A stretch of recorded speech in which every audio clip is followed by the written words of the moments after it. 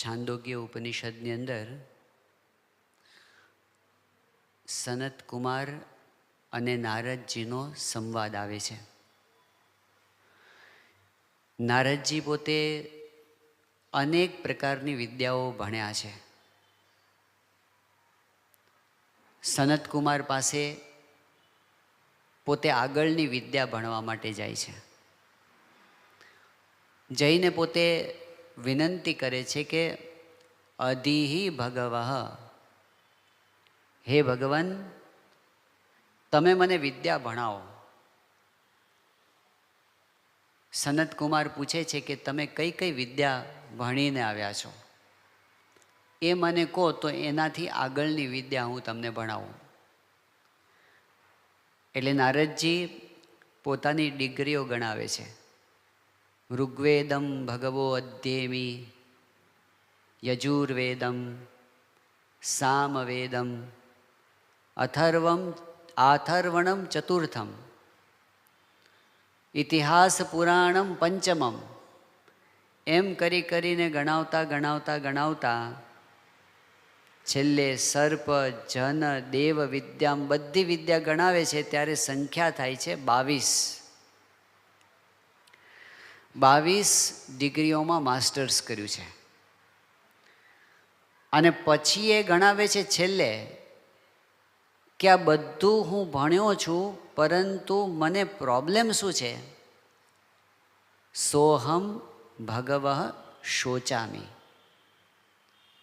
મારા અંતરમાં શોક છે, અશાંતિ છે, ઉદ્વેગ છે, ખાલીપો છે. તો મને એવી કોઈક વિદ્યા તમે ભણાવો કે તમ મામ શોકસ્ય પારમ તારયતુ. આ મારા અંતરમાંથી અજંપો નીકળી જાય અને શાંતિ રહે ને, એવી કોઈક વિદ્યા તમે મને ભણાવો. આ વાત વેદોની વાત છે, અતિ પ્રાચીન સમયની વાત છે. ખૂબ ભણ્યા પછી પણ કંઈક ભણવાનું બાકી રહે છે, એવી વિદ્યાની આ વાત છે. આપણને ખબર છે કે જ્યારે આપણે આંખ બંધ કરીએ, સહેજ નવરાશ પડે એટલે આપણને શું દેખાય છે કે કેટલું કામ પેન્ડિંગ છે. એમાંય પણ ખાસ કરીને જ્યારે ભજન કરવા બેસીએ, કંઈ કામ સૂચતા ન હોય તો હાથમાં માળા લેવી, એટલે જેટલા બાકી હશે ને બધા યાદ આવશે. આટલું બાકી છે, ઘણા કામ પેન્ડિંગ છે. આપણા મનમાં પ્રોજેક્ટ્સ છે કે આ પ્રોજેક્ટ પૂરો થાય પછી આ કરવો છે, આ પૂરો થાય પછી આ કરવો છે, પેન્ડિંગ છે. એ બધા પેન્ડિંગ કામ પૂરા થશે ને, વિચાર એ કરવાનો છે, એ બધા પેન્ડિંગ કામ કદાચ પૂરા થઈ ગયા. ધારો કે એક વખત કલ્પના કરો કે બધા પૂરા થઈ ગયા, તો એનાથી પૂરું થઈ જશે? બાકી રહેવાનું છે. અને બધું કર્યા પછી જે બાકી રહે છે ને, એ આ શાંતિનો પ્રોજેક્ટ છે. બાકી રહ્યો છે. આપણે દુનિયાનો ઇતિહાસ તો જાણીએ છીએ. વધારેમાં વધારે પ્રોજેક્ટ્સ આપણા ભૌતિક સંપત્તિના હોય છે. આટલું પાર પાડીએ, આટલું મેળવી લઈએ. એક દુકાન છે તો બીજી દુકાન કરીએ, એક ફેક્ટરી છે તો બીજી ફેક્ટરી કરીએ. ડેવલપમેન્ટ થવું જોઈએ, વિકાસ થવો જોઈએ, દુનિયાનો ક્રમ છે.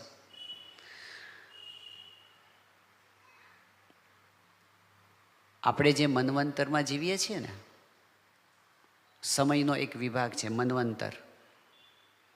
બ્રહ્માના એક કલ્પને 14 વિભાગમાં વહેંચવામાં આવ્યો છે. એક કલ્પ એટલે 8 અબજ 64 કરોડ વર્ષ, દિવસને રાત્રિ બંને ગણીએ તો. એક કલ્પને 14 ભાગમાં વહેંચવામાં આવ્યો છે. દરેક ભાગને એક મન્વંતર કહેવામાં આવે છે. અને એક મન્વંતરમાં સતયુગ, ત્રેતાયુગ, દ્વાપરયુગ અને કલિયુગ, આ 4 યુગની એક ચોકડી બને ને, સતયુગ, ત્રેતાયુગ, દ્વાપરયુગ અને કલયુગ 4 યુગની એક ચોકડી બને એવી 71 ચોકડી પસાર થઈ જાય ત્યારે એક મન્વંતર થાય. 71 સાયકલ્સ પસાર થઈ જાય. અત્યારે આપણે જે મન્વંતરમાં જીવીએ છીએ એ મન્વંતરનું નામ છે વૈવસ્વત મન્વંતર. અને આ મન્વંતરની 71માંથી 27 ચોકડી પૂરી થઈ ગઈ છે. અત્યારે આપણે 28મી ચોકડીમાં છીએ. 28મી. અને 28મી ચોકડીમાં 4 યુગ હોય ને, એમાં સતયુગ જતો રહ્યો, ત્રેતાયુગ જતો રહ્યો, દ્વાપર જતો રહ્યો અને કલિયુગ. કલિયુગના 4,32,000 વર્ષ હોય કલિયુગના, એમાંથી 5,500 ગયા છે. એટલે કલી પ્રથમ ચરણે પહેલા પગથિયામાં છે. આ આપણું ભારતીય શાસ્ત્રોનું કેલેન્ડર છે. આપણે વર્ષોની વાત કરતા હતા, તો આ ચતુર્યુગીમાં એટલે કે આ મન્વંતરની અંદર એટલે કે 27 ચતુર્યુગી પહેલાં જ્યારે મન્વંતરનો આરંભ થયો ત્યારે વિવસ્વાન થયા. વિવસ્વાન જે મનુ હતા, પછી એમના જે પુત્ર થયા, અને એમના જે પુત્ર થયા એમાં શરૂઆતની પેઢીની અંદર યયાતિ રાજા થયા છે. યયાતિ રાજાએ પોતે 2 લગ્ન કર્યા હતા. એક ઓફિશિયલ હતા, એક અનઓફિશિયલ હતા. શુક્રાચાર્યની પુત્રી દેવયાની સાથે એમના લગ્ન થયા હતા. અને એ વખતે એક અસુર રાજ હતો વૃષપર્વા, એની દીકરી શર્મિષ્ઠા સાથે એમણે અનઓફિશિયલ સંબંધો રાખ્યા હતા. તો દેવયાની થકી 2 દીકરા થયા હતા, શર્મિષ્ઠા થકી 3 દીકરા થયા હતા. પણ પ્રશ્ન એ થયો કે દેવયાનીને પાછળથી ખબર પડી કે યયાતિને આવા આડા સંબંધો છે. એટલે દેવયાની રિસાઈને એના પિતા શુક્રાચાર્ય પાસે જતી રહી, અને શુક્રાચાર્યે યયાતિને શાપ આપ્યો કે જા, તું ઘરડો થઈ જા. એટલે યુવાવસ્થામાં જે ઘરડો થઈ ગયો, એમણે પોતાના સસરા પાસે જઈને વિનંતી કરી કે તમે કૃપા કરીને મારી યુવાની પાછી આવે એવું કરો, કારણ કે મારે તો હજી ઘણા વિષયોની ઝંખના છે મનમાં. શુક્રાચાર્યએ કહ્યું કે તને કોક જુવાની આપે અને તારું ઘડપણ લઈ લે તો થાય. એણે પોતાના દીકરાઓને કીધું કે તમે મને તમારી જુવાની આપો, પણ કોઈ દીકરાઓ આપવા તૈયાર થયા નહીં. યદુએ ના પાડી, તુર્વસુએ ના આપી, અનુએ ના પાડી, દ્રુહ્યુએ ના પાડી. સૌથી નાનો દીકરો હતો પુરુ, એ પિતૃભક્ત હતો. એણે કીધું પિતાજી મારી યુવાની લઈ જાઓ. પોતે ઘડપણ સ્વીકાર્યું, પિતાને યુવાની આપી, અને પછી યયાતિએ 1000 વર્ષો સુધી વિષયો ભોગવ્યા. અને 1000 વર્ષના અંતે એમને ફ્રસ્ટ્રેશન આવ્યું. એ ફ્રસ્ટ્રેશન શું હતું? અશાંતિ, ખાલીપો, પૂરું થયું નહીં. અને એ વખતે એણે પોતે કહ્યું કે યત પૃથિવ્યામ વ્રીહિયવમ હિરણ્યમ પશવઃ સ્ત્રિયઃ ન દુહ્યંતી મનઃ પ્રીતિમ પુંસઃ કામ તસ્યતે. આ પૃથ્વીની અંદર જેટલું કાંઈ ધન છે, જેટલા કાંઈ સારા સારા વિષયો છે, બધું જ કોઈ એક વ્યક્તિને મળી જાય, એકલો જ એનો માલિક હોય. આખી બેંગ્લોરની સંપત્તિ જ એક જણની થઈ જાય તો શું રહે બાકી? પણ એ કહે છે કે પૃથ્વીની બધી સંપત્તિ એની થઈ જાય, પૃથ્વીના બધા મનગમતા વિષયો એના થઈ જાય, તો પણ જેનું મન કામનાઓથી હણાયેલું છે એને કોઈ દિવસ મનમાં શાંતિ થવાની નથી. આ અનુભવના વચનો છે. આટલું ભોગવ્યા પછીના આ વાત થઈ.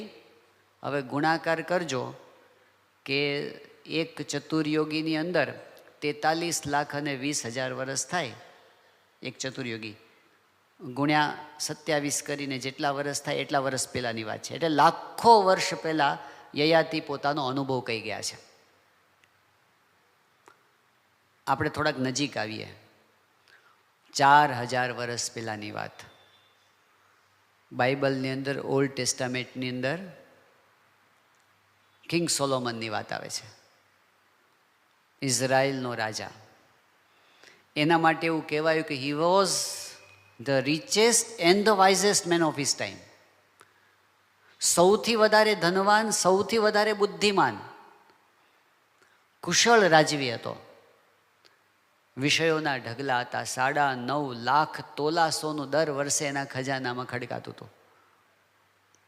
700 રાણીઓ હતી, 300 રખાતો હતી.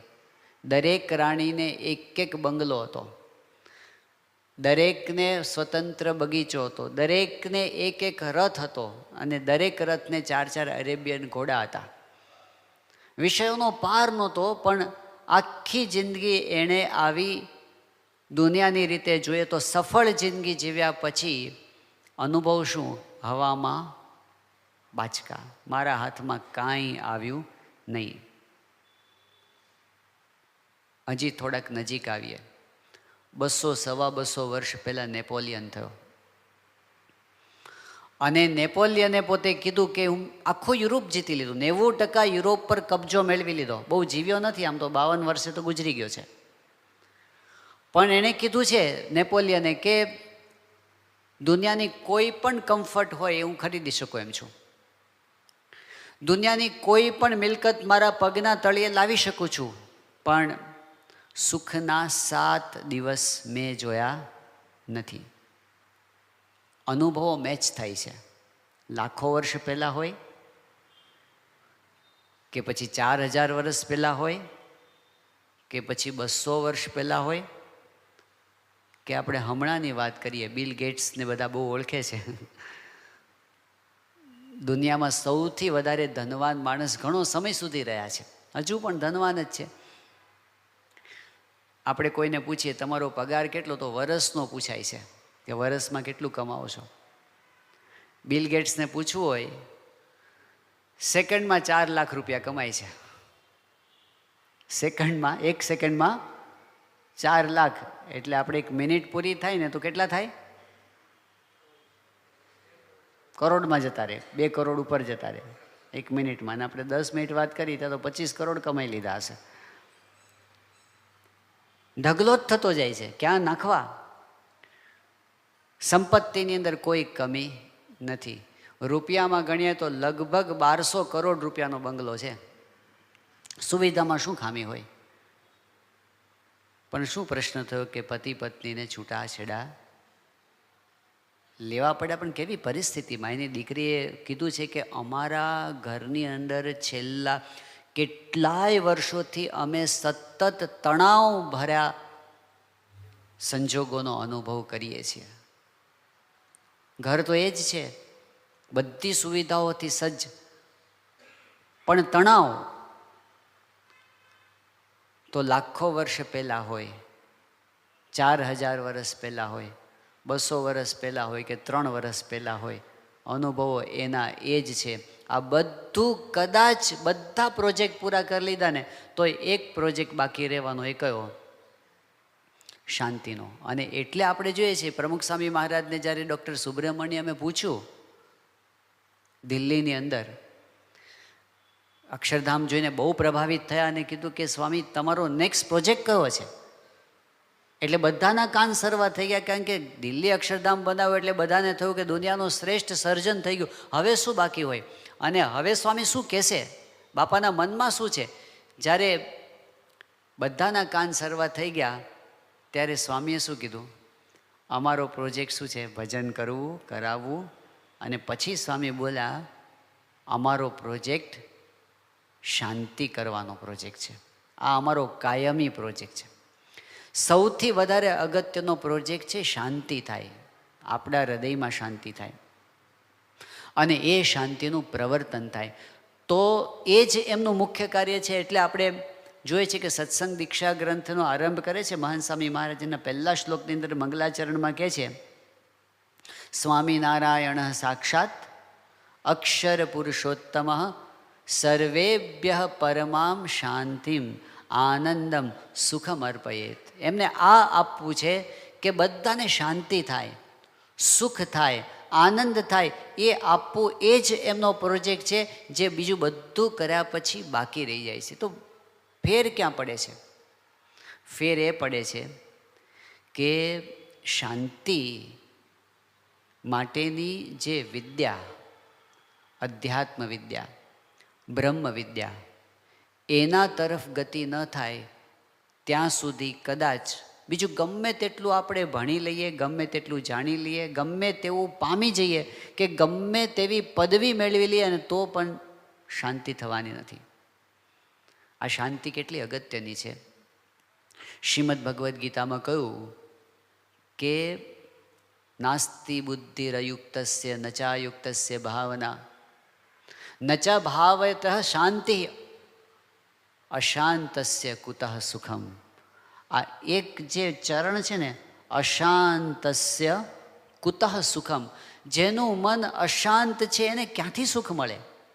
આ સનાતન સિદ્ધાંત છે. મજા નહીં આવે.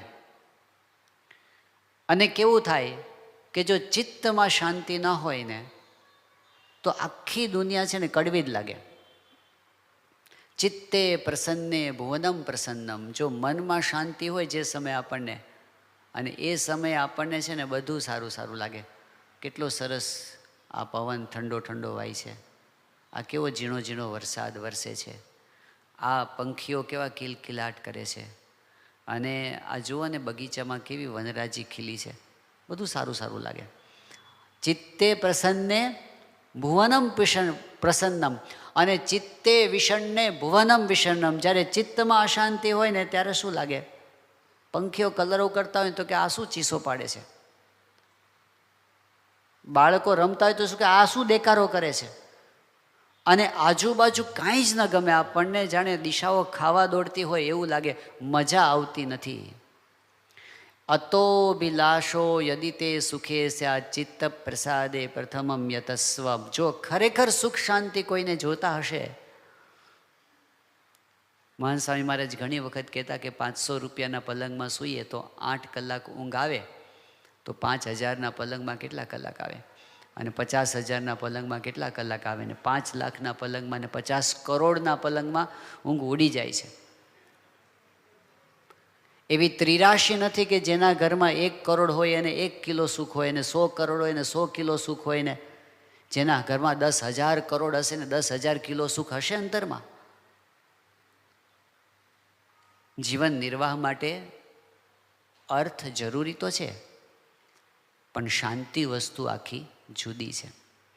તો ચિત્ત શાંત છે તો સુખ છે. બીજી વસ્તુ કે જો ચિત્તમાં મનમાં શાંતિ છે તો શરીર સ્વસ્થ રહે છે. ગયા વર્ષે મહંત સ્વામી મહારાજ ત્યાં સુરતમાં વિરાજમાન હતા, અને કંઈક મિટિંગ માટે અમારે જવાનું થયું હતું. તો મહંત સ્વામી મહારાજ પધારી ચૂક્યા હતા, ડૉક્ટર સ્વામી બેઠા હતા, અને હજી બીજા સંતોને આવવાને વાર હતી, એટલે હળવી વાતો ચાલતી હતી. એમાં મહંત સ્વામી મહારાજ પાસે એક યુવકની વાત કરી કે એ યુવકને બીમારી હતી, અને બીમારી આમ જુઓ તો કાંઈ બીમારી જેવું હતું જ નહીં. એ કે હું પાણી પીઉં તોય મને ગેસ થઈ જાય છે, એવું થતું હશે કે? પણ એને મનમાં એવું થઈ ગયું હતું ને, એટલે એને છે ને એ કે હું કંઈ પણ ખાઉં ને સીધો ગેસ જ થઈ જાય છે. એટલે ડૉક્ટરોને ખબર હતી, એને થોડી થોડી ખબર હતી, પણ કે મને આના આશીર્વાદ અપાવો તો જ મને સારું થાય. એટલે મહાન સ્વામી મહારાજ પાસે યુવકની વાત કરી કે સ્વામી આ એક યુવક છે અને આવું એને થાય છે, આપ આશીર્વાદ આપો. સ્વામી આશીર્વાદ આપ્યા. પછી ડૉક્ટર સ્વામી બાજુમાં બેઠા હતા, એટલે ડૉક્ટર સ્વામીને સંતોએ પૂછ્યું કે સ્વામી આપ કહો છો ને કે ઘણા બધા રોગ છે ને મનથી થાય છે, મનને લીધે, તો કેટલા ટકા રોગ મનથી થાય છે? એટલે એમણે કીધું કે મેં એવું વાંચ્યું છે કે 90% રોગ છે ને એનું મૂળ મનમાં છે. કંઈક ને કંઈક મનમાં પ્રોબ્લેમ હોય એટલે શરીરમાં રોગ થાય છે, આવું ડૉક્ટર સ્વામી બોલ્યા. પછી મહંત સ્વામી મહારાજને એ વખતે પૂછ્યું સંતોએ કે સ્વામી, ડૉક્ટર સ્વામી એમ કહે છે કે કેટલા ટકા રોગ મનથી થાય છે? તો એ 90% છે, આપનું શું કહેવું છે? મહંત સ્વામી મહારાજ કે 100%. ક્યાંક મનમાં બરાબર ન હોય ને એની અસર શરીર પર થયા વગર રહેતી નથી, ચોક્કસ અસર થાય છે. તો સીધી કેટલીક તો સીધી અસર હોય છે, દાખલા તરીકે બ્લડ પ્રેશર ઉપર અસર હોય છે, ડાયાબિટીસ પર અસર હોય છે, અલ્સર ઉપર અસર હોય છે, આવી બધી વસ્તુ પર સીધી એન્ઝાયટીની અસર હોય છે. પણ ઇનડાયરેક્ટ અસર જો મન નબળું પડે ને તો શરીર પર એની અસર, હા, એવું નથી કે રોગ છે ક્યારેક ઇન્ફેક્શનથી થતા હશે, ક્યારેક આજુબાજુના વાતાવરણમાંથી થતા હશે, એ થતા હશે, એની ના નથી. પણ ઇમ્યુનિટી ઓછી થાય છે એના ઉપર તો મનની અસર છે જ, એટલે બીજા રોગો સવાર થઈ જાય છે. મન નબળું પડે તો એની અસર શરીર પર થાય છે. મન અશાંત થાય તો શરીરમાં રોગો થાય છે. ત્રીજી વસ્તુ એ છે કે આપણે જે કંઈ કામ કરીએ છીએ ને એ કામ સારું થાય ને એટલા માટે પણ મન શાંત રહે જરૂરી છે. પ્રમુખ સ્વામી મહારાજ ત્યાં દિલ્હીમાં વિરાજમાન હતા અને એ વખતે આપણા એક સંનિષ્ઠ હરિભક્ત છે અમેરિકાના, એનું નામ છે વ્યોમેશભાઈ જોશી, લોસ એન્જલસ બાજુ કેલિફોર્નિયામાં રહે છે અને બહુ મોટી મોટી કંપનીઓમાં અને બહુ જ મોટી પદવી ઉપર કામ કરેલું છે. એ વખતે પોતે HP કંપનીના સિનિયર વાઇસ પ્રેસિડેન્ટ હતા અને ઘણી બધી કંપનીઓની કન્સલ્ટન્સી એમણે કરેલી. એ વખતે ભારત અમેરિકાની અંદર જે બહુ જ ઊંચી પોસ્ટ પર જે ભારતીયો પહોંચ્યા હોય એમાં એમનું નામ હતું. તો એ પોતે પોતાના બિઝનેસના કામ માટે દિલ્હી આવ્યા હતા અને ત્યાં એમને ખબર પડી કે બાપા અહીં વિરાજમાન છે, એટલે પ્રમુખ સ્વામી મહારાજના દર્શન કરવા માટે ગયા હતા. તો સ્વામી બાપા પાસે જ્યારે વાતચીત બધી થઈ, આશીર્વાદ લીધા, એમની સાથે એક અમેરિકન ભાઈ પણ ભેગા હતા, એટલે એમને પણ બાપાએ આશીર્વાદ આપ્યા. પછી એમણે પરિચય આપ્યો કે સ્વામી આ ભાઈ છે ને એ સાયકાઇટ્રિસ્ટ છે, મનના ડૉક્ટર છે અને એ મારી સાથે આવ્યા છે. એટલે બાપાએ કીધું કે કેમ તમારી સાથે આવે છે? એ કે બાપા કાયમ મારી સાથે જ રહે છે, એ કાયમ મારી સાથે જ રહે છે. એટલે સંતોને આશ્ચર્ય થયું કે કેમ એવું? તો એ કે મારા પર્સનલ સાયકાઇટ્રિસ્ટ છે. એટલે કેમ પર્સનલ તમારી? એ કે મારી કંપની એને વર્ષે $1,00,000 પગાર આપે છે. એ તમને કાંઈ મનની તકલીફ છે કે? એવું નથી, એને એટલા માટે ભેગો રાખે છે, એને આખી દુનિયામાં હું જાઉં છે મારી ભેગાને ભેગા એક જ કામ કરવાનું, મારું મન ઠેકાણે રાખવાનું, બસ. એનો કંપની એને પગાર આપે છે કારણ કે જો મારું મન ઠેકાણે હશે, જો હું અશાંત થઈ જઈશ ને તો મારા નિર્ણયો એવા આવશે કે જેથી કંપનીને નુકસાન થશે.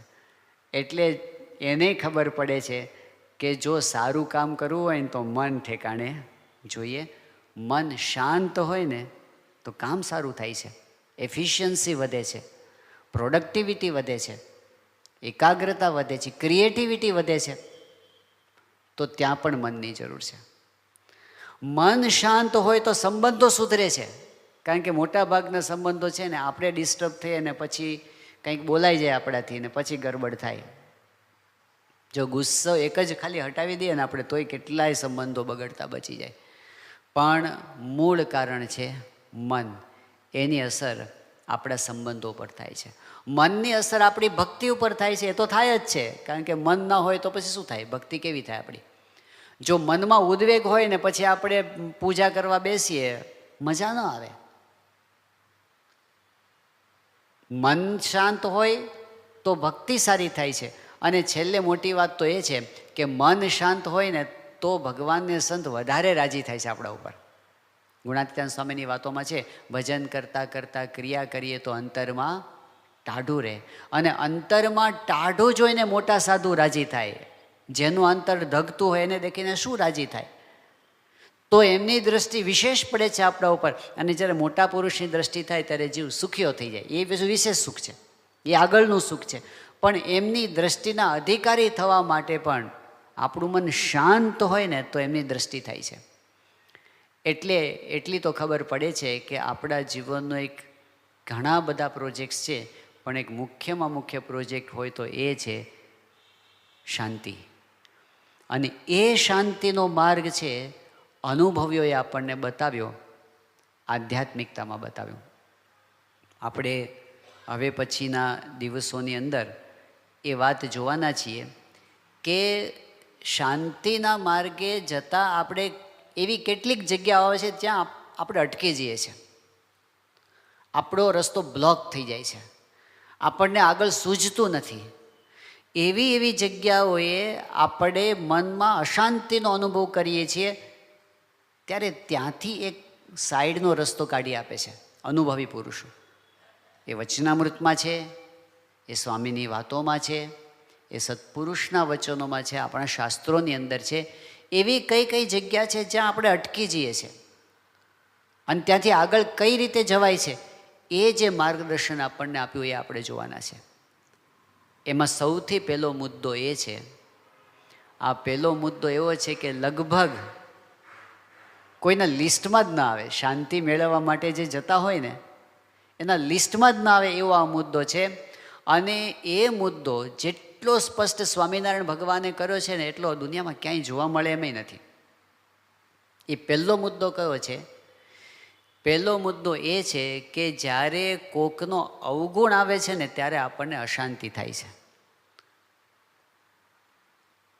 કોકનો અવગુણ આપણને દેખાય, એ અવગુણનું ચિંતન થાય, એમના પ્રત્યે એલર્જી થાય, એમના પ્રત્યે દ્વેષ બંધાય, એનું ખરાબ થાય એવા મનમાં સંકલ્પો થાય, એમના પ્રત્યે દુશ્મનાવટ થઈને એનું ખરાબ કરવા માટેનો પ્રયત્ન થાય. આ બધા ચડતા પગથિયા છે અશાંતિના. પણ શરૂઆત ક્યારથી થાય છે? જ્યારે આપણને કોઈનો અવગુણ આવ્યો ને સમજવું, એલર્જી થવા માંડીને એટલે આપણે અશાંતિના રસ્તે ચડી ગયા છીએ. વચનામૃત છે ગરડા પ્રથમ પ્રકરણનું 28મું. આ એટલા માટે આપણે સમજવું જરૂરી છે કારણ કે આ વચનામૃતની શરૂઆત મહારાજ ત્યાંથી કરે છે જ્યાં આપણે પહોંચી ગયા છીએ. શંકરાચાર્યે 3 વાત બતાવી. દુર્લભમ ત્રયમે વૈ તત્ દેવાનુગ્રહ હેતુકમ. 3 વાના દુર્લભ છે, બહુ મુશ્કેલીથી પ્રાપ્ત થાય છે 3 વાના. એ 3 વાના કયા? મનુષ્યત્વમ, મુમુક્ષુત્વમ, મહાપુરુષ સંશ્રય. મનુષ્યનું શરીર મળવું દુર્લભ છે, મળી ગયું. બીજી વસ્તુ, મનુષ્ય દેહ ઘણાને મળે છે પણ મુમુક્ષુતા દુર્લભ છે. ભગવાન ભજવાનો વિચાર નથી આવતો. આપણે એમાંય કંઈક અંશે આગળ આવી ગયા, મુમુક્ષુતા આવી. પણ ત્રીજી વસ્તુ છે મહાપુરુષ સંશ્રય. મુમુક્ષુતા હોય પણ એવા સત્પુરુષ નથી મળતા, આપણને એ પણ મળી ગયા. એટલે કે આપણે સત્સંગમાં આવી ગયા. આ 3 વાના જેને મળી ગયા ને, હવે એના માટેની વાત મહારાજ કરે છે. એટલે સત્સંગી થયા પછીની વાત છે. તો મહારાજ શું વાત કરે છે કે આ સત્સંગમાં આવ્યા પછી જે આગળ વધવાનો હોય એના આ લક્ષણ છે અને જે પાછો પડવાનો હોય એના આ લક્ષણ છે. હવે આપણે મેચ કરવાના, આમાંથી કયા આપણામાં આવે છે. તો મહારાજ કહે છે પહેલાં પાછો પડવાનોની વાત પહેલાં કરે છે. આ સત્સંગમાં જે પાછો પડવાનો હોય એને પહેલાંમાં પહેલું શું થાય છે? દિવસે દિવસે સત્સંગી માત્રનો હૈયામાં અવગુણ આવવાની શરૂઆત થાય છે. અને અવગુણ આવવો એટલે શું? મહારાજે સરસ સમજાવ્યું તરત પછીના વાક્યમાં. અવગુણ આવવો એટલે શું? મહારાજ કે એને એમ થાય છે કે હું સમજું છું અને બીજા બધા અણસમજું છે. આવું એને થવા માંડે. આટલું નથી સમજતા, આટલું નથી સમજતા, આમ નથી સમજતા.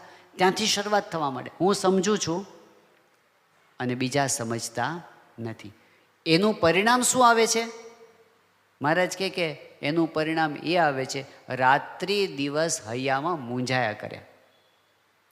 દિવસે ક્યાંય સુખે કરીને બેસી શકે નહીં, રાત્રે સૂવે તો નિદ્રા આવે નહીં, અર્ધ બળેલા કાષ્ઠની પેઠે ધૂંધવાયા કરે, ધુમાડા નીકળવા માંડે. આ તો એકદમ અતિશય અવગુણ આવે એની વાત છે. આપણે આવા નથી.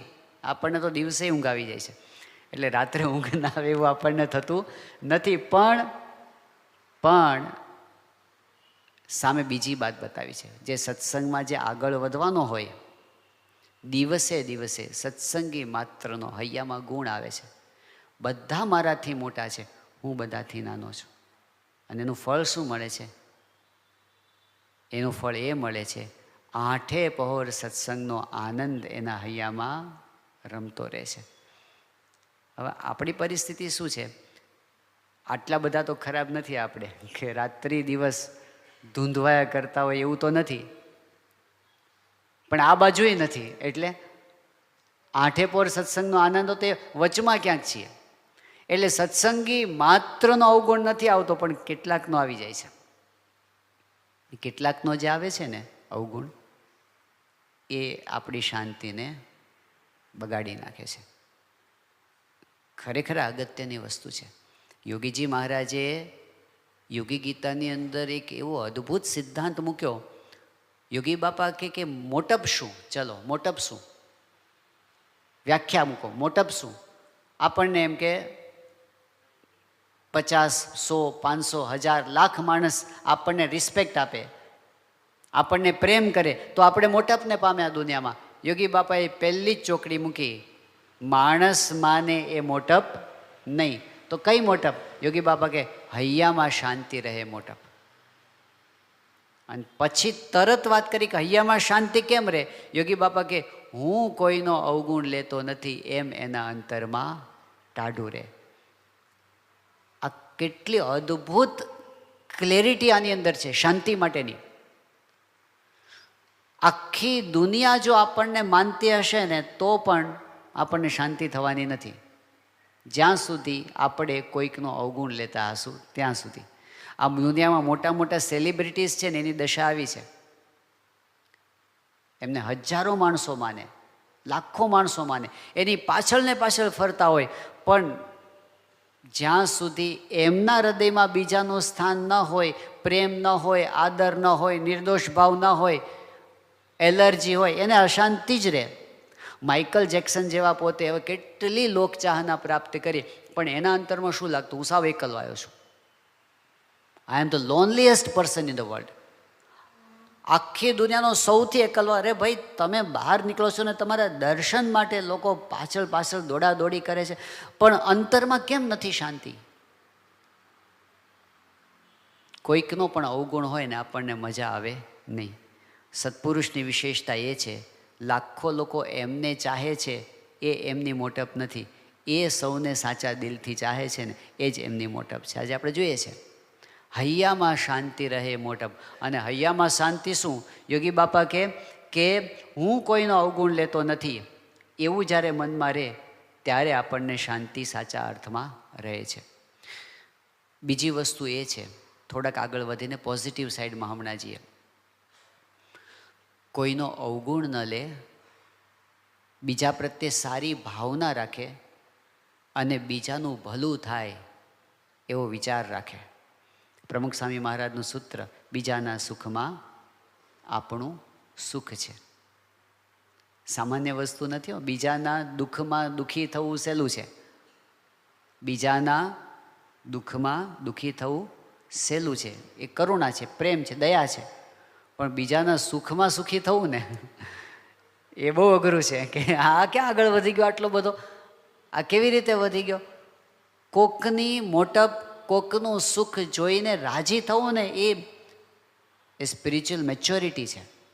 કોકના સુખમાં રાજી થવું, આ તો નિર્મત્સરતા કહેવાય, સત્પુરુષનો ગુણ કહેવાય. આપણે અહીંયા બેંગ્લોરનો જ પ્રસંગ છે કે સ્વામી શ્રી બ્રહ્માનંદ સ્વામી મહારાજ માટે શ્રી રવિશંકરજીની ખૂબ જ ઈચ્છા હતી, આગ્રહ હતો કે સ્વામી અમારે ત્યાં પધારે. અને એક આખો દિવસ સ્વામી ત્યાં રોકાયા હતા, સવારથી સાંજ સુધી. પણ ત્યાં સ્વામીશ્રી ગયા, કાર્યક્રમ થયો, બધું બતાવ્યું બાપાને, મહાન સ્વામી મહારાજને, સભા થઈ ગઈ, બધું પૂરું થયું. પછી સ્વામીશ્રીના ભોજન માટે ત્યાં જે નિવાસ રાખવામાં આવ્યો હતો એમાં સ્વામી પોતે ભોજન કરવા માટે બેઠા. એ વખતે તો કોઈ સ્થાનિક લોકો તો હતા જ નહીં, કારણ કે એમને એમ કે સ્વામીજીનો ભોજનનો સમય છે તો એમને આપણે ડિસ્ટર્બ ન કરીએ, એવું હોય ને. એમને ખબર ન હોય કે બાપા તો જમતા હોય તો એ 500 માણસ સામે બેઠા હોય, પણ એમને એમ કે આ તો એક એવો પ્રાઇવેટ ટાઈમ કહેવાય, એટલે એમની કોઈ ડિસ્ટર્બ ન કરે. એટલે સ્વામી હતા અને 2-4 સેવકો જ હતા. તો તે વખતે સ્વામીએ ભોજન શરૂ કરતાં પહેલાં સંકલ્પો કર્યા, 3 સંકલ્પો કર્યા. પહેલો સંકલ્પ મહાસ્વામી મહારાજે કર્યો કે શ્રી રવિશંકરજી છે એમનું સ્વાસ્થ્ય ખૂબ સારું રહે અને 100 વર્ષ જીવે. બીજો સંકલ્પ સ્વામીએ કર્યો કે આર્ટ ઓફ લિવિંગ એનો વિકાસ આખી દુનિયામાં થાય. અને ત્રીજી વાત કે એમના જેટલા અનુયાયી છે બધા તને મને ધને સુખિયા થાય ને ખૂબ પ્રગતિ કરે. ખબર એ નથી શ્રી રવિશંકરજીને કે એમની ગેરહાજરીમાં સ્વામી એકાંતમાં બેઠા બેઠા એના માટે પ્રાર્થના કરે છે. હવે ચલો એમની વાત તો જવા દો, પણ મહાન સ્વામી મહારાજ તો એકલા બેઠા બેઠા દુનિયાના દેશોનું ભલું કરવાનો વિચાર કરે છે ને. એ દેશમાં કોને ખબર હશે કે મહંત સ્વામી મહારાજ એમના માટે અહીં બેઠા બેઠા એમનું શુભ વિચારે છે. પણ આધ્યાત્મિકતા શું છે? સ્વામી આપણને શીખવ્યું કે આપણે કોઈનું પણ સારું થાય ને એમાં સારું થતાં સાજી થતાં શીખવું, અને બની શકે તો સારું કરવા માટેનો પ્રયત્ન કરવો. આ એક યુનિવર્સલ પ્રિન્સિપલ જેવું છે. હમણાં એક પ્રસંગ જાણવાની અંદર આવ્યો કે અમેરિકાની અંદર એક બહુ જ પ્રસિદ્ધ ટેનિસ પ્લેયર છે, એનું નામ છે આન્ડ્રે એગાસી. બહુ પ્રસિદ્ધ છે અને એટલી બધી મેચ પોતે જીત્યા છે. 7 વર્ષની ઉંમરથી એને ટેનિસ રમવાની શરૂઆત કરી. 10 વર્ષની ઉંમરથી એણે મેચો જીતવાની શરૂઆત કરી. તો એમ કરતાં કરતાં કરતાં જેટલી કાંઈ મોટી મોટી વર્લ્ડ કક્ષાની છે ને, ઓસ્ટ્રેલિયન ઓપન હોય કે પછી ફ્રેન્ચ ઓપન હોય કે US ઓપન હોય કે વિમ્બલ્ડન હોય કે વર્લ્ડ રેકોર્ડની જે સૌથી મોટામાં મોટી જે વર્લ્ડ ચેમ્પિયનની સ્પર્ધા હોય, બધી જ પોતે જીતતા જીતતા આવ્યા છે. આવો એક જ ખેલાડી છે કે બધી એક હારે જીત્યા હોય, એ રેકોર્ડ છે એનો. 1995ની સાલમાં એણે પીટ સામ્પ્રસને હરાવ્યા, જે પોતે સતત 7 વર્ષથી વિશ્વમાં ચેમ્પિયન હતા. એને હરાવી દીધા, પોતે વર્લ્ડ ચેમ્પિયનને હરાવ્યા. અને એ વખતે આખી દુનિયા એમની વાહ વાહ કરે, પ્રસિદ્ધિ અને પૈસાને ઢગલાને ઢગલા. જે વસ્તુની એમને નાનપણથી કલ્પના કરેલી, સંકલ્પો કરેલા, બધું જ એની પાસે આવી ગયું હતું. એ વખતે એમનો ઇન્ટરવ્યૂ લેવામાં આવ્યો હતો અને પછી એમને કીધું કે તમને અત્યારે તમે બહુ જ ખુશ લાગો છો, ખુશ હશો ને અત્યારે તમે? એમણે કીધું હા, હું અત્યારે બહુ જ ખુશ છું, એવું એમણે કહ્યું પત્રકારને. પણ એમણે પોતાની બાયોગ્રાફીની અંદર એવું લખ્યું છે કે હકીકતમાં હું ખોટું બોલ્યો હતો. મેં જવાબ તો એવો આપ્યો કે હા, હું બહુ ખુશ છું, પણ હકીકતમાં હું કાંઈ ખુશ હતો નહીં. હું એવું માનતો હતો કે હવે મારે ખુશ રહેવું જોઈએ, કારણ કે મને આ બધું મળી ગયું. હું પ્રયત્ન કરતો હતો કે મારે આનંદમાં રહેવું છે, પણ મને આનંદ આવતો નહોતો, મને આનંદ અનુભવાતો નહોતો. મને થયું કે આટલું બધું કર્યા પછી પણ, વિશ્વમાં પહેલા નંબરના ખેલાડી બન્યા પછી પણ જો શાંતિ મળવાની ન હોય તો પછી એ શા કામનું? મને એવા વિચારો આવતા હતા. અને હવે હું આનાથી વધારે શાંતિ મેળવવા માટે શું કરું? મને કોઈ ઉપાય જ દેખાતો નહોતો. કરવાનું તો આટલું તો કરી નાખ્યું, હવે શું કરું? એ વખત હું એમને એમ રખડતો રહેતો, હું બ્લેક કોફી પીતો રહેતો, રેસ્ટોરન્ટમાં જાતો, દિવસો પસાર કરતો, કાંઈ દેખાતું નહોતું. એક વખત હું રેસ્ટોરન્ટમાં બેઠો હતો અને એ વખતે એનો મેનેજર ફ્રેન્કી નામનો હતો, જેને મારી સાથે મિત્રતા હતી, એટલે બધી પોતાની અંગત વાતો પણ શેર કરતા મારી સાથે. તો એમણે વાતમાં કહ્યું કે મારા બાળકો નાના છે, અત્યારે સ્કૂલમાં છે, મને એના ભવિષ્યની ચિંતા થાય છે, કારણ કે ભવિષ્યની અંદર એને જો સારી કોલેજમાં ભણાવવાના હશે તો એની ફીનું હું શું કરીશ?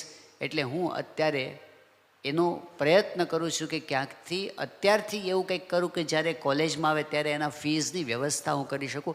આવી સહેજે સહેજે વાતચીત ચાલતી હતી અને એ વખતે એને સ્ટ્રાઇક થયું. અને એણે કહ્યું પહેલાંને કે કામ કર, તું ચિંતા ન કરીશ, તારા સંતાનોનો તને ચિંતા છે ને, તો લે, મારી પાસે આ નાઇકી કંપનીના શેર સ્ટોક્સ છે બધા, એ બધા હું તને આપી દઉં છું, તું હમણાં વેચતો નહીં, 10 વર્ષ રાખી મૂકે ને, તારા છોકરા ત્યાં સુધી કોલેજમાં આવી જશે અને એ વખતે આની બહુ મોટી કિંમત તને આવશે ને તારે ભણાવવાની ચિંતા નહીં રહે. આ વાત એણે કરી. અને એ વખતે જે સામે પેલો માણસ હતો, એના ચહેરા ઉપર એણે જે સંતોષ, ખુશીના ભાવ એણે જોયા ને, અને એ જોઈને એમને જે શાંતિ થઈ ને, એ કે અત્યાર સુધી ગમે તેટલી મેચો હું જીતો અને જે શાંતિ મન નથી થઈ ને, આને ખુશ જોઈને મને એટલી શાંતિ થઈ. અને ત્યારથી મને એક રસ્તો મળ્યો કે બીજા માટે કંઈક સારું કરીએ, એમાં જેવી શાંતિ થાય છે ને, એવી બીજી વર્લ્ડ ચેમ્પિયન થવામાં પણ થતી નથી. એ એક વૈશ્વિક સિદ્ધાંત જેવું છે કે કોઈ પણ માણસ બીજાનું ભલું કરે એટલે એને સારું અનુભવ અંતરમાં થાય અને થાય જ. એટલે સ્વામીજી કહે છે ને, બીજાના સુખમાં આપણું સુખ છે. તો બધાનું ભલું ઈચ્છવું, બધાનો ગુણ લેવો, બધાના માટે આપણે કરી શકતા હોય એટલું સારું કરવું, આ બહુ સારી વાત છે. પણ હવે આપણે પ્રેક્ટિકલ આપણા જીવનમાં આવીએ, આપણને પ્રશ્ન ક્યાં થાય છે? નોર્મલી આપણે કહીએ કે ભાઈ બધાનું સારું થાય તો ભલે સારું થાય, એની હારે આપણે કંઈ લેવા દેવા નથી. પણ પ્રશ્ન એ થાય કે જ્યારે આપણા પગ નીચે કંઈ કરેલો આવતો હોય, એટલે કોક માણસ જે આપણને નડતો હોય એનો અવગુણ ન લેવો ને એ બહુ અઘરું છે. કારણ કે એના સ્વભાવથી આપણને પ્રશ્ન થતો હોય, એનું શું કરવું? આ પ્રશ્ન આપણા માટે મોટો છે. અને ખરેખર જો તો ત્યાં જ કસોટી છે આધ્યાત્મિકતાની. કોક માણસ જ્યારે આપણને નડે ત્યારે એનો અવગુણ આપણને આવે છે, એમના પ્રત્યે દ્વેષ ભાવ બંધાય છે. પણ સાચી રીત એ છે કે એમને પણ માફ કરવામાં શાંતિ છે. જેમણે આપણું ખરાબ કર્યું હોય ને એમને પણ બદલો લેવામાં શાંતિ નથી. બદલો લેશું તો આપણને કદાચ થોડુંક સેટિસ્ફેક્શન થશે કે આપણે બતાવી દીધું એને, પણ એ બહુ ટેમ્પરરી હશે. અશાંતિ જવાની નથી એનાથી. શાંતિ તો ત્યારે જ થવાની છે કે જ્યારે એમને માફ કરી શકીએ. શાંતિ તો ત્યારે થવાની છે કે જ્યારે આપણે એનું ભલું ઈચ્છી શકીએ. એટલે આપણી શાંતિ માટે મહાન સ્વામી મહારાજ એક પ્રસંગ ઘણા વર્ષોથી આપણે એમની પાસેથી સાંભળેલો હતો પહેલાં, કે કોઈ અમેરિકામાં એક માણસ હતો અને એને ઢીંચણનો દુખાવો થતો હતો. એટલે એણે પછી ડૉક્ટરો પાસે તપાસ કરાવડાવી, બધું બતાવ્યું, પણ કોઈ નિદાન થતું નહોતું. અને સમય જતો ગયો તેમ દુખાવો વધતો ગયો. પછી એક સમય એવો આવ્યો કે દુખાવો એના માટે અસહ્ય બની ગયો. એટલે એ વખતે એનો એક મિત્ર હતો, એણે કીધું કે આપણે છે ને સાયકાઇટ્રિસ્ટને બતાવીએ, મનોચિકિત્સકને. પહેલાં કીધું કે મને દુખાવો ઢીંચણમાં છે, મગજ તો બરાબર છે.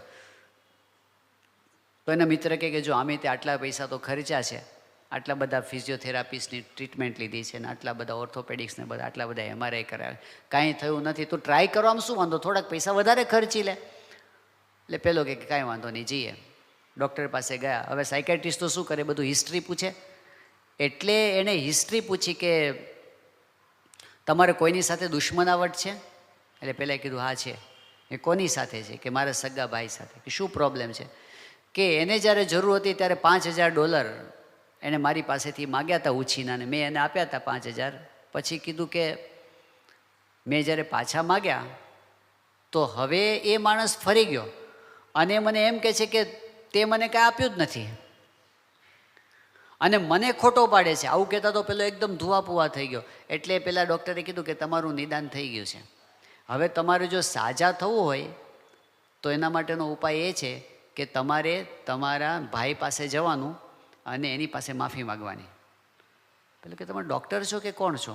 5000 એ લઈ ગયો છે, ખોટું એ બોલે છે, માફી મારે માગવાની? તો કે જો હાજા થવું હોય તો કરવું પડશે. પેલો કે નથી થવું, જાઓ.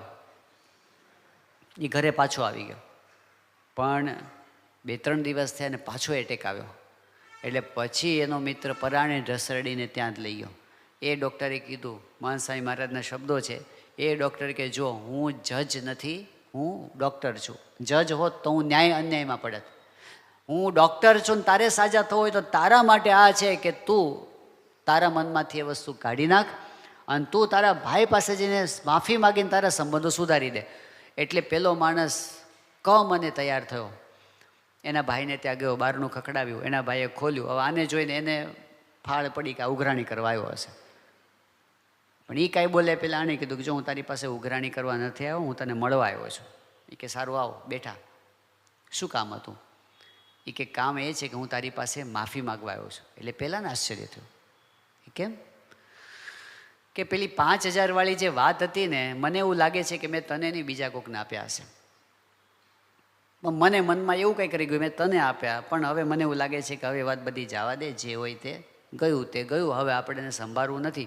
પણ અત્યાર સુધી મેં તારી પાસે કેટલી વખત ઝઘડો કર્યો, મેં તને ન કહેવાના શબ્દો કીધા, તારા માટે જેમ તેમ બોલ્યો, તને ગાળો દીધી, આ જે કાંઈ કર્યું ને, તો હું તારી પાસે માફી માગવા આવ્યો છું કે સોરી, તું મને માફ કરજે. એટલે આવું કીધું એટલે એના ભાઈને અંતરદૃષ્ટિ થઈ. એટલે એને કહ્યું કે ના ભાઈ, એવું નથી, આમ તો તે મને જ આપ્યા છે, પણ મારી પાસે હમણાં સગવડ નથી. તું ધીરજ રાખજે, હું ધીમે ધીમે તને બધા આપી દઈશ. એકદમ હળવું વાતાવરણ થયું. વર્ષો પછી બે ભેગા થઈને ચા પાણી પીધા. એ દિવસે રાત્રે ને બહુ સારી ઊંઘ આવી. બીજે દિવસે દુખાવો અડધો થઈ ગયો અને 2-5 દિવસમાં તો દુખાવો ગાયબ થઈ ગયો. આ મેડિકલ હિસ્ટ્રીમાં નોંધાયેલી ઘટના છે. હવે આનો અર્થ એવો નહીં સમજવાનો કે ઢીચણનો દુખાવો હોય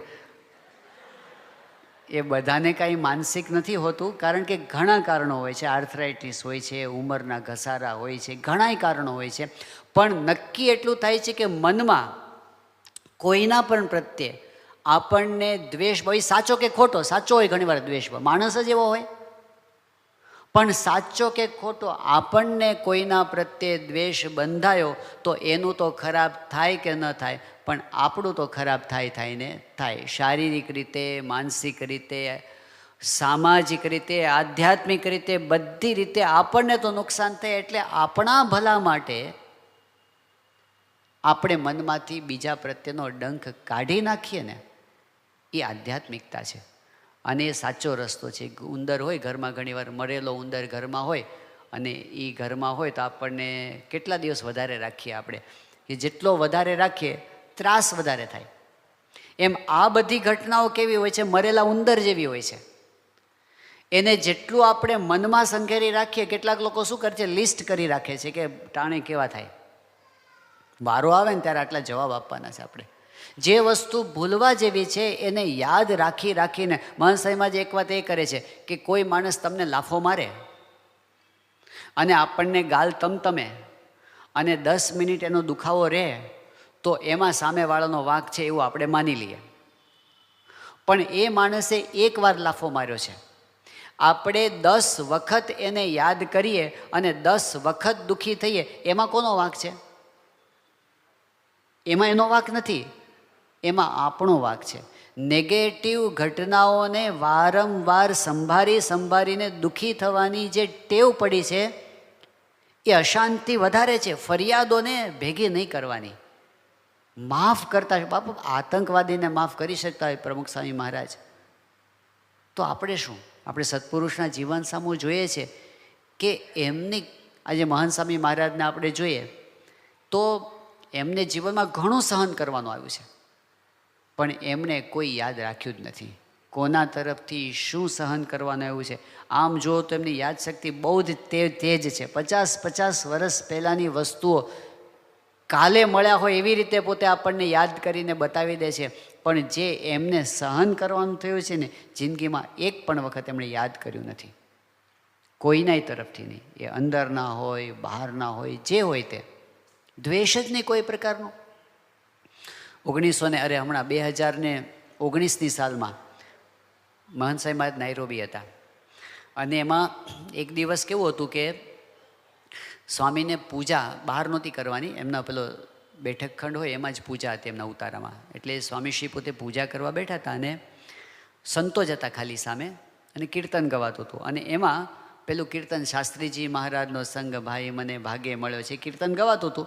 હવે એ કીર્તનમાં એક પંક્તિ આવે છે કે નિંદાના કરનાર નરકે જાશે ભોગવશે થઈને ભોરિંગ.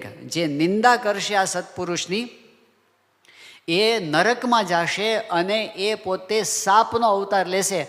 આવા શબ્દો પેલી પંક્તિમાં કહેવામાં આવ્યા છે. અસ્મિતાથી કોઈ ભક્ત કવિએ લખ્યું છે. હવે એ જ્યારે ગવાતું હતું ત્યારે મહંત સ્વામી મહારાજ ગાનાર સંતની સામું જોયું. એટલે 1-2 સંતોને લાગ્યું ખરું કે સ્વામીના મનમાં કંઈક છે, પણ સ્વામી કંઈ બોલ્યા નહીં. પૂજા પૂરી થઈ ગઈ અને પછી મહંત સાહેબ સ્વગત સીધા જ બોલવા માંડે. સ્વામી કે આમાં વાત આવી, હમણાં કીર્તન ગાયું કે નિંદા ના કરનાર નરકે જાશે. તો સ્વામી કે કરવત તો આમેય કાપે ને આમેય કાપે. એમ સત્પુરુષ તો બે બાજુ કલ્યાણ કરે, બે બાજુ સારું કરે. એટલે બધાના મનમાં થયું કે સ્વામીના મનમાં એવું કંઈક છે કે આ પંક્તિમાં કંઈક છે. એટલે કોઈ સંતે સામે જવાબ આપ્યો કે સ્વામી સત્પુરુષ તો દયાળુ છે, સત્પુરુષ તો કોઈ દિવસ કંઈ ખરાબ કરવાનો વિચાર ન કરે, પણ ભગવાન એને દંડ આપે. ઓલો હોય ને જે દ્રોહ કરનાર એને ભગવાન દંડ આપે. અને આવી વાત તો છે જ આપણા શાસ્ત્રોની અંદર.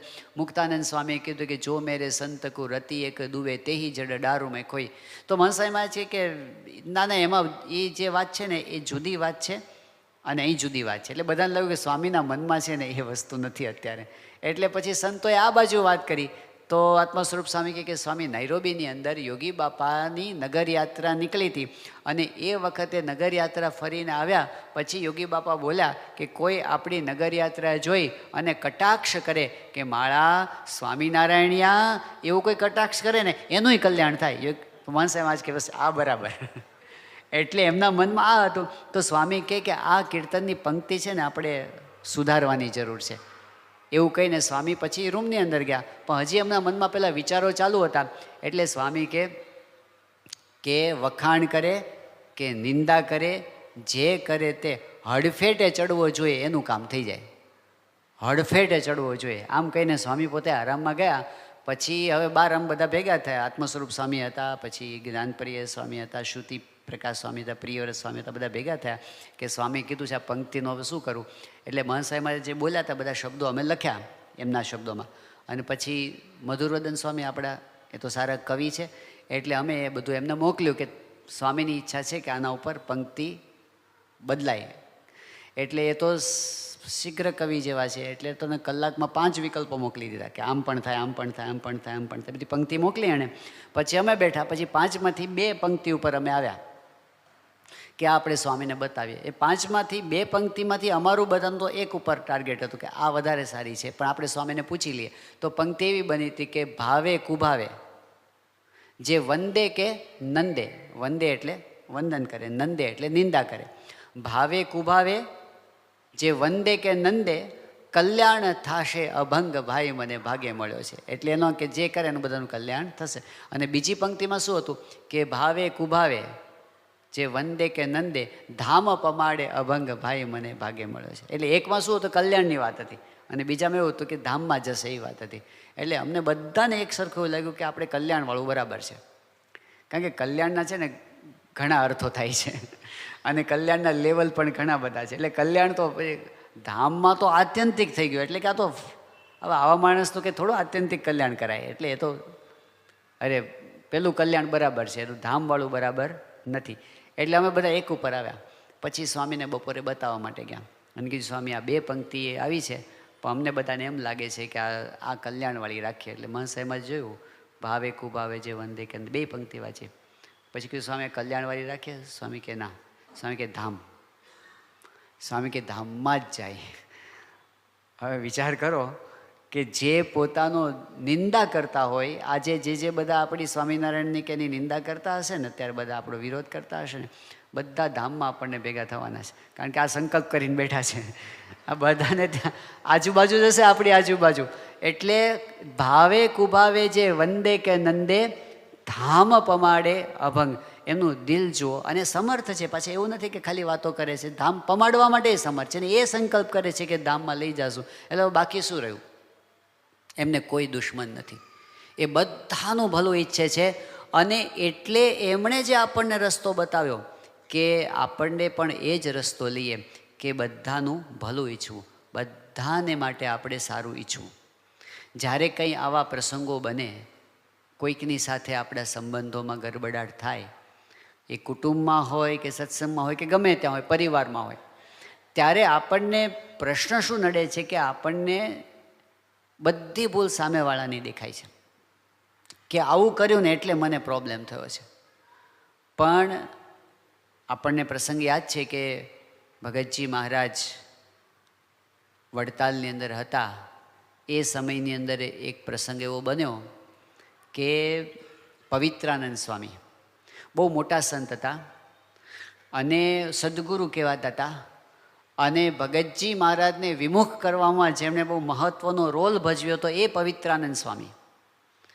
એમના જીવનમાં એક પ્રોબ્લેમ આવ્યો.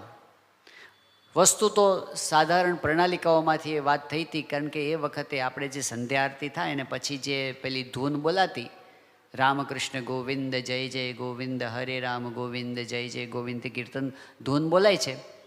તો જૂની પ્રણાલિકા પ્રમાણે એવું ચાલતું હતું કે છેલ્લે એના છેલ્લા ભાગની અંદર ધૂન બોલાય નરનારાયણ સ્વામિનારાયણ, નરનારાયણ સ્વામિનારાયણ, એવી ધૂન બોલાય. હવે એ વખતે છે ને તો દેશ વિભાગની ખેંચતાણ વધારે હતી. એક અમદાવાદ દેશ અને આ બાજુ વડતાલ દેશ. એટલે અમદાવાદ દેશના નરનારાયણ દેવ કહેવાય ને આ બાજુ લક્ષ્મીનારાયણ દેવ કહેવાય. એટલે બધી ખેંચતાણ છે. એટલે નરનારાયણ નામ આવે ને એટલે આ લોકોને શું કે આ તો અમદાવાદના દેવ આવ્યા. એટલે જે નવી પેઢી હતી એને થયું કે આપણે છે ને આ નરનારાયણ સ્વામિનારાયણ નથી બોલવું, સ્વામિનારાયણ સ્વામિનારાયણ ચાલુ કરી દઈએ. નિષ્ઠા કે એવું બધું નહીં, મૂળ તો શું એમનું નામ આપણે શું કામ બોલીએ એવો હતો ભાવ. એટલે આપણે સ્વામિનારાયણ સ્વામિનારાયણ બોલીએ. એટલે એમણે એવું ચાલુ કર્યું. પહેલાં મૂળ તો જૂના માણસ પવિત્રાનંદ સ્વામી એ કે આ પ્રણાલિકા કેમ તમે તોડો છો, આ પ્રણાલિકા નહીં બદલવાની. એટલે એનો આગ્રહ રહે, પણ કોઈ નવા સંતો માને નહીં એનું. એમાં આણંદ ગયા હતા અને ત્યાં આણંદની અંદર આચાર્ય પણ ભેગા હતા, પછી પવિત્રાનંદ સ્વામી હતા, બીજા સદગુરુએ હતા, નાના સંતોએ હતા, અને મંદિર હરિમંદિર ત્યાં આરતી થઈને, આરતી પછી ધૂન ગવાતી હતી ને એમાં બીજા બધાએ ચાલુ કર્યું કે સ્વામિનારાયણ સ્વામિનારાયણ. અને આ એકલા જોટ મોટે મોટે શું બોલે, નરનારાયણ સ્વામિનારાયણ, નરનારાયણ સ્વામિનારાયણ. એટલે કોક નાના સાધુ હશે એમણે કટાક્ષ કર્યો કે ઊંટ મરવાનું થાય તો એ મારવાડ ભણી મોઢું રાખે, એમ હજી આને દેશવાસના ટળતી નથી. હવે મૂળ શું હતું કે લખનઉ બાજુના હતા, પૂર્વાશ્રમમાં લખનઉ બાજુના હતા. અને દેશ વિભાગના લેખ પ્રમાણે આમ જો તો લખનઉ છે ને એ અમદાવાદ દેશમાં આવે. એટલે એ વખતે બધાને આમ બોલ્યા. પવિત્રાનંદ સ્વામીને થયું કે આટલા સદગુરુ મોટા હોય ને જાહેરમાં કોઈ બોલી જાય, એટલે પવિત્રાનંદ સ્વામી આજુબાજુ જોયું તો આજુબાજુ બીજા બધા જે નાના બધા હસ્યા, એટલે એને વધારે લાગે. એટલે એમને મોટેરાનું સામું જોયું. મોટેરા એટલે જે સદગુરુ હતા કે આચાર્ય હતા, તો એ કાંઈ બોલ્યા નહીં. એમણે ઠપકો આપ્યો નહીં પહેલાંને કે આવું ના બોલાય, આ મોટા સદગુરુ છે, આવું ના કરાય, એવું કોઈ કાંઈ બોલ્યા નહીં. એટલે એમને હાડો હાડ લાગ્યો, મારો કોઈ પક્ષ નહીં અને બધામાં ભળી ગયા છે. અને એટલું બધું એમને દુઃખ લાગી ગયું કે એમને તાવ આવી ગયો, શરીરમાં બેચેની થઈ ગઈ. અને પછી એના સેવક સંતને કીધું કે આપણે હમણાં વડતાલ જતા રહેવું છે. વડતાલ જતા રહ્યા, પણ બળતરા બળતરા બળતરા અંતરમાં એટલી બધી થાય. અને આવું બધું ક્યારેક થયું હોય ને, આપણું અપમાન થયું હોય, કોઈક બોલી ગયું હોય, ત્યારે આપણને શું થાય, એ કેસેટ છે ને ફરી એની જ રિવાઇન્ડ થયા કરે. તમે બંધ કરો તો પાછી એ ચાલુ થાય, બંધ કરો તો પાછી ચાલે, ઊંઘ ના આવે, ક્યાંય ચેન ન પડે. એટલે એકનો એક પ્રસંગ 100 વખત મનમાં ફરી જાય. જે બધું થયું હોય ને આખી ફિલ્મ આવ્યા કરે. એટલે પવિત્રાનંદ સ્વામી એમાંથી એટલી બધી અકળામણ એમને થઈ.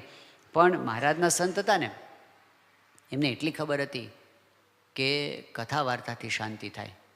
એટલે એમણે પોતાના સેવક સંતને કીધું કે જો સભા મંડપમાં કોઈ કથા સંભળાવે એવું છે તો સેવક સંત હતા, ગયા ત્યાં સભામાં. અને ત્યાં ભગતજી મહારાજ હતા. જે પ્રાગજી ભગતને વિમુખ કરવામાં એમણે મોટો રોલ ભજ્યો હતો, એ ભગતજી મહારાજ તે વખતે ભગતજી મહારાજ બોલાતા કે આપણે સાથે બેસીને કથા કરવી છે. પ્રાગજી પવિત્રાનંદ સ્વામી કે તને વિમુખ ન કરું તો હું પવિત્રાનંદ નહીં. તો ભગતજી મહારાજ કે સ્વામી જો ખરેખર મેં ગુણાતીતને સેવ્યા હશે તો આપણે સાથે બેસીને કથા વાર્તા કરવી છે. એવું એ વખતે વાત કરી હતી. વિમુખ તો કર્યા, પાછા ભગતજી મહારાજ સત્સંગમાં પાછા પણ લેવા ગયા. પણ પછી આ પ્રસંગ આવીને ઊભો રહ્યો ત્યારે પવિત્રાનંદ સ્વામી કે પ્રાગજી ભગતને બોલાવો. એ આવ્યા અને પછી પવિત્રાનંદ સ્વામી કે પ્રાગજી અંતરમાં શાંતિ થાય એવી કંઈક વાત કર. અને ભગતજી મહારાજ તો અંતર્યામી બધું જાણતા હતા.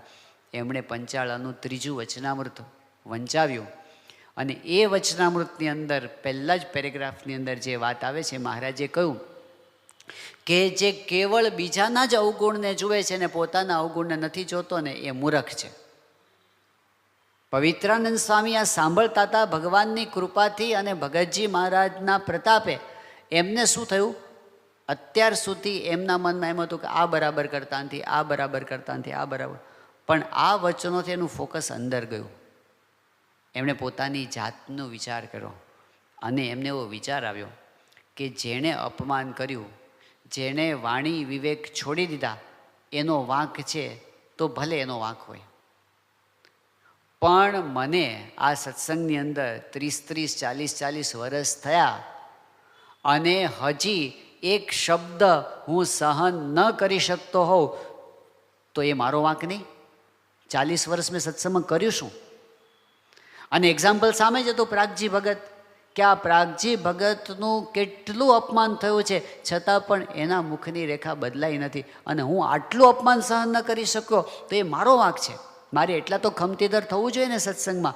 એને પોતાના ઉપર લીધું.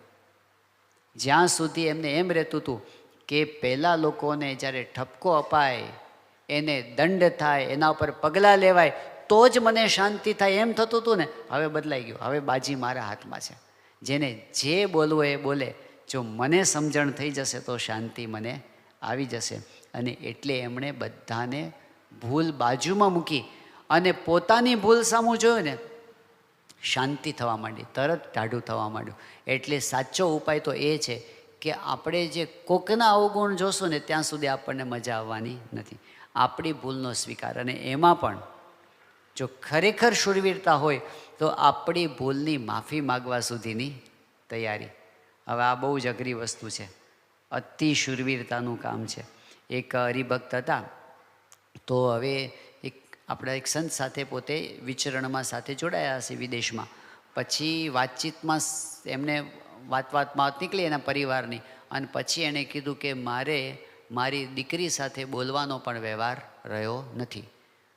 એટલે પેલા સંતે કીધું કે એમાં શું થયું એટલું? તો એ કીધું દીકરીનો સ્વભાવ આવો છે ને, આમ છે ને તેમ છે ને બધું એ કીધું. પછી એને પેલા સંતે કીધું પણ દીકરીનો તો વાંક હશે, પણ તમે તો વડીલ છો, તમારે ધ્યાન, તમે બોલી ગયા છે કે હું પછી બોલી જ જાઉં ને, મેં ગુસ્સો કર્યો છે ને, હું આમ બોલું છું ને તેમ બોલું છું. તો પેલા સંત કહે કે કામ કરો કે તમે તમારી દીકરીની માફી માગો. પેલા કે એ બને જ નહીં, કેવી રીતે બને? પણ સંતે થોડોક આગ્રહ રાખ્યો કે તમે ટ્રાય કરો. એટલે હિંમત જ ના હાલે એની, કારણ કે કેટલાય સમયથી બોલવાનો વ્યવહાર બંધ થઈ ગયો હતો. અને પછી બહુ કીધું એટલે એણે ફોન જોડ્યો, અને ફોનની અંદર પહેલાં તો એની દીકરીને જ આશ્ચર્ય થયું કે એના બાપનો પિતાનો ફોન આવ્યો એટલે. પણ ફોન ઉપાડ્યો અને પહેલું જ વાક્ય બોલ્યા કે બેટા આઈ એમ સોરી, હું માફી માગું છું. અને આટલું જ જ્યાં બોલ્યા ને એની દીકરી ધ્રુસકે રડવા માંડી. એટલે એના હૈયામાં જેટલો બંધ પડ્યા હતા ને, બધી ગાંઠો પડી હતી, એ બધી ઓગળી ગઈ અને બે પક્ષે શાંતિ થઈ ગઈ. હવે આટલું જ કરવાનું હતું. પણ શરૂઆત, આજે એક ડગલું ભરવું ને, હિન્દીની અંદર એક વાર્તા આવે છે અભ્યાસક્રમની અંદર, આપકા બંટી નામની વાર્તા છે. બંટી નામનો એક બાળક છે, એના માતા પિતા બંને બહુ જ ભણેલા છે. માતા છે એ કોલેજમાં કંઈ પ્રિન્સિપાલ છે, અને પિતા છે એ કંઈક ડૉક્ટર થયેલા છે, અને બંને પ્રતિષ્ઠિત વ્યક્તિ છે. બંનેને પોતાની બુદ્ધિનું અભિમાન છે. હવે ઘર હોય એટલે નાના મોટા પ્રશ્નો તો થાય. એ પ્રશ્નોની અંદર એકબીજાનો અહંકાર એ એવો વટે ચડી ગયો ને, એટલે સંબંધો બગડવા માંડ્યા. અને પછી આંટી એવી પડી કે બંને જુદા રહેવા માંડ્યા. પેલો બંટી બિચારો ઘડીક અહીંયા રહે, ઘડીક અહીંયા રહે, એ ફંગોળાયા કરે. એને ખબર ન પડે કે આ બે કેમ સમજતા નથી. એની સાથે બે પ્રેમ કરે, પણ ઓલા અંદર અંદર એકબીજાને. અને છેલ્લે વાત તો આટલી જ આવીને ઊભી હતી કઈ કે બંને પતિ પત્નીને પણ એમ થાય કે આપણા સંબંધો સારા હોય તો સારું. એ તો એને ખબર પડે, પણ એ શું થાય કે જો સામેવાળી વ્યક્તિ મારી પાસે આવી અને જો માફી માગે ને તો હું તરત માફી આપી દઉં. તો આને એમ થાય કે એ જો આવીને મારી પાસે માફી માગે ને તો હું તરત માફી આપું. હું નમું એમાં ને એમાં વળ ચડતો ગયો એવો ચડતો ગયો. પછી આ તો ક્યાં સુધી વાત પહોંચે છે કે પહેલાં એકબીજાને બતાવી દેવા માટે એના જે પિતા હતા એણે પોતે બીજી સ્ત્રી સાથે સંબંધો રાખવા માંડ્યા. અને આ જે એની માતા હતી એણે ખાલી ઓલાને બતાવી દેવા માટે બીજા સાથે વ્યવહારો ચાલુ કર્યા. હવે બતાવી દેવાનું પહેલાંની ઘાણી થાય છે, પેલા છોકરાની, બંટીની તો બિચારાની. અને છેલ્લે એમાં ને એમાં જ કોઈ નમી દેતા નથી અને વાત પૂરી થઈ જાય છે. નમવાની અંદર કોણ નમે એ હારું એવું આપણે માનીએ છીએ, પણ જે નમે છે ને એ જીતે છે. અને એમાં ખરેખર બહુ મોટું ફળ છે. આપણે આપણા સત્સંગના જ પ્રસંગનો વિચાર કરવો હોય તો આપણો સત્સંગ ભારતની બહાર જે શરૂઆતથી સત્સંગની શરૂઆત તો એ આફ્રિકાથી થઈ. અને એ આફ્રિકાના સત્સંગના પાયામાં પણ સૌથી પહેલાં પાયાના બે હરિભક્તો હોય તો હરમાનભાઈ અને મગનભાઈ, બે જ શરૂઆતમાં બધા એ બે જણ ભેગા થઈને સભા કરે. હવે એકવાર વોલીબોલ રમતા રમતા ઝઘડો થયો, અને ઝઘડો એવો થઈ ગયો તે બોલવાના વ્યવહાર બંધ થઈ ગયા કે મારે પડી નથી, બોલવાના વ્યવહાર બંધ થઈ ગયા. હવે ચલો ખોટું લાગી ગયું, બોલવાનું બંધ થઈ ગયું, એ તો બરાબર. પ્રશ્ન શું થાય કે જ્યારે સભાનો ટાઈમ આવ્યો, દિવસ આવ્યો ને, એટલે 2 જ જણા ભેગા થઈને સભા કરતા હોય ને 2 જણ બોલતા હોય, સભા કેમ થાય? એટલે આ બાજુ હરમાનભાઈના મનમાં એમ થાય કે સભાનું શું કરશું? પેલું બધું મગનભાઈના મન થાય કે સભાનું શું કરશું? પણ હવે બોલવાનું બધું બંધ થઈ ગયું છે, શું કરશું? બહુ મૂંઝાય બંને પોતાના ઘરે બેઠા બેઠા. છેલ્લે હરમાનભાઈથી રહેવાયું નહીં, એટલે નીકળ્યા ઘરેથી અને મગનભાઈના ઘર સુધી પહોંચ્યા. પછી તો જે એક પગલું છે ને, 1 કિલોમીટર જેવું લાગે. હા, છેલ્લે છેલ્લે છેલ્લે જે હિંમત કરવી અને એણે બારણું ખખડાવ્યું અને મગનભાઈએ બારણું ખોલ્યું અને હરમાનભાઈ એટલું જ બોલ્યા કે મગનભાઈ, સભા નથી કરવી? મગનભાઈ કે બહુ સારું થયું તમે આવી ગયા, હું રાહ જ જોતો હતો કે તમે આવો તો બહુ સારું. એ દિવસે જો 2માંથી 1 જણ નમી ન ગયા હોત તો આફ્રિકાનો સત્સંગ ના હોત. અને જો આફ્રિકાનો સત્સંગ ના હોત ને તો ઇંગ્લેન્ડનો ન હોત, કારણ કે ત્યાંથી જ ઇંગ્લેન્ડ ગયો છે. અને જે ઇંગ્લેન્ડનો સત્સંગ ના હોત તો અમેરિકાનો ન હોત, કારણ કે અમેરિકામાં જ ત્યાંથી સત્સંગ ગયો છે, બરાબર ને? 70ની સાલમાં શરૂઆત ત્યાંથી જ થઈ, ત્યાંથી જ અમેરિકા ગયો છે. તો અમેરિકાની અંદર જે અત્યારે 6 શિખરબદ્ધ મંદિરો, 1 અક્ષરધામ અને 125 મંદિરો આપણા અમેરિકાની ભૂમિ ઉપર, એ કાંઈ ન હોત જો 1 જણે મૂક્યું ના હોત. ક્યાંથી શરૂઆત થાય છે? ઘરમાં જે મોવડી હોય ને મોટા હોય એની જવાબદારી વધી જાય છે કે આપણે શા માટે પકડી રાખીએ, અને નમી દેવામાં શું વાંધો છે જો એનાથી શાંતિ થતી હોય ને મોટા પુરુષ રાજી થતા હોય તો. એટલે આવી બાબતમાં કોણ નમી જાય? હમણાં કોરોના વખતે જ્યારે પેલી ઓનલાઈન સભાઓ થતી ને, એ વખતનો એક પ્રસંગ છે કે એક વખત રવિ સભા આપણી આવતી હતી ને, એમાં મહંત સ્વામી મહારાજે સંપ ઉપર અને સહનશક્તિ ઉપર ને માફી આપવા ઉપર બહુ સરસ વાતો કરી હતી મહંત સ્વામી મહારાજ. હવે અમેરિકાની અંદર ત્યાંનું એક સેન્ટર છે, ત્યાં એક આપણો બહુ જ નિષ્ઠાવાન સત્સંગી યુવક છે, એ તો કાર્યકર છે ત્યાંનો, પણ એના પિતાશ્રી એ પોતે ભારતથી રિટાયર્ડ થઈને ત્યાં ગયા હતા હમણાં 6-8 મહિના માટે રહેવા માટે દીકરા સાથે. પણ બહુ બુદ્ધિશાળી, બહુ ભણેલા, બહુ ઊંચી પોસ્ટ ઉપર રહેલા, અને સત્સંગ એટલો બધો નહીં, સભા સાંભળતા, પોતે લાઈવ સભામાં બેસતા. હવે છેલ્લા 8-10 વર્ષથી એમને અને એમના બનેવીને આંટી પડી ગઈ હતી. પહેલાંય ડૉક્ટર હતા, હાઈ પ્રિન્સિપાલ હતા, બેયની વચ્ચે બરાબર આંટી પડી. આંટી એવી સાવ નજીવી બાબતોમાં પણ આંટી એવી પડી ગઈ હતી કે એ બેને તો બોલવાના વ્યવહાર બંધ થઈ ગયા, પણ એ બંનેને લીધે એ બંનેના જે પરિવાર હોય, એના પત્નીઓ, એમના બાળકો, બધાને ઓર્ડર હતો કે એના ઘરે જવાનું જ નહીં, એના પ્રસંગોમાં નહીં જવાનું, એના લગ્નમાં નહીં જવાનું. છોકરાઓને બિચારાને બહુ ઈચ્છા હોય, પણ 2 વડીલોએ એવું પકડી રાખ્યું હતું ને આંટી, તો 10 વર્ષ વીતી ગયા હતા આમને આમ. બધાને ગમતું નહોતું, પણ શું થાય? એ દિવસે આ મહંત સ્વામી મહારાજના આશીર્વાદ સાંભળ્યા અને ખબર નહીં એમને કંઈક અંતરદૃષ્ટિ થઈ, અને એવી અંતરદૃષ્ટિથી એમણે સીધો ફોન જોડ્યો એમના બનાવીને ઇન્ડિયા. અને એમણે શરૂઆતના 2-4 વાક્યોમાં જ એણે જે કીધું કે આપણે આટલા વર્ષોથી બોલતા નથી, પણ આજે મેં મહંત સ્વામીની કથા સાંભળી અને મને એવું લાગે છે કે આપણે આંટી મૂકી દેવી જોઈએ, બસ આટલું જ. તો સામે પક્ષે તો તૈયાર જ હતા પાછા. શરૂઆત આમણે કરીને તો એમણે કીધું ના ના, વાંક તમારો નથી, વાંક તો મારો છે. એમ કે ના ના, વાંક તમારો નહીં, વાંક તો મારો હતો. બસ પૂરું થઈ ગયું બધું. અને બંને પરિવારમાં એટલી બધી ખુશાલી છવાઈ ગઈ.